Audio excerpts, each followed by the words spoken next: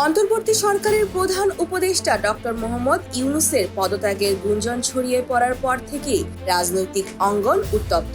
গত 2 দিন ধরে সামাজিক যোগাযোগ মাধ্যম থেকে শুরু করে জাতীয় টেলিভিশনের পর্দা সবখানে চলছে আলোচনা সমালোচনা। এই সংকটপূর্ণ সময়ে বিএনপির এক সিনিয়র নেতার মন্তব্য ঘি ঢেলেছে আগুনে। শুক্রবার একটি বেসরকারি টেলিভিশনে বিএনপির স্থায়ী কমিটির সদস্য সালাউদ্দিন আহমেদ বলেন, ডক্টর ইউনূস যদি পদত্যাগ করতে চান সেটি তার ব্যক্তিগত বিষয়।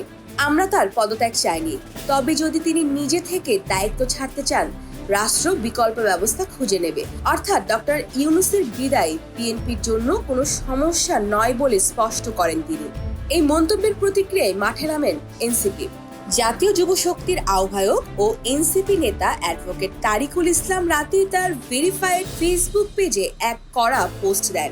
সেখানে তিনি বলেন, শেখ হাসিনার নিযুক্ত রাষ্ট্রপতি চুপ্পুকে অপসারণ করলে সমস্যা, কিন্তু ডক্টর মোহাম্মদ ইউনূস পদত্যাগ করলে সমস্যা নেই, তার বিকল্প খুঁজে পাওয়া যাবে। এই হলো জুলাই গণ অভ্যুত্থান পরবর্তী বিএনপি।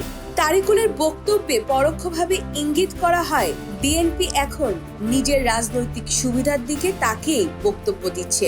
দেশের সার্বিক সংকটে তারা ইউনূসের পদত্যাগকে স্বাভাবিক দেখাতে চাচ্ছে, অথচ রাষ্ট্রপতির অপসারণ নিয়ে তাদের অবস্থান দ্বিমুখী।